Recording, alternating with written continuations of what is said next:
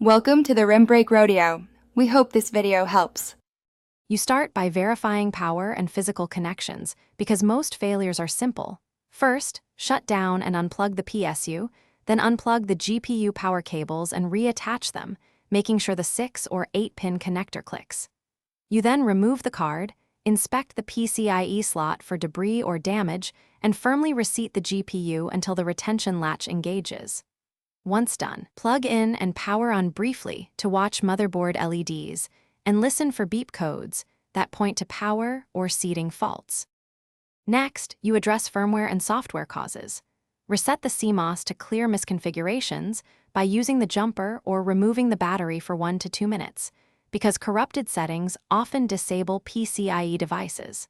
Then boot into BIOS to force the primary display to PCIe and disable the integrated GPU if that option exists, ensuring the system targets your card. Once BIOS is set, boot Windows in safe mode. Run a clean driver uninstall with the if possible, and reinstall the latest vendor drivers to restore functionality. To finish, you perform definitive isolation. Test the GPU in a known good PC or install a known good GPU in your system, because that tells you whether the card or motherboard/PSU is at fault. While testing, monitor fan spin and use a multimeter to check PCIe power rails for expected voltages. Overheating or missing rails indicate hardware failure.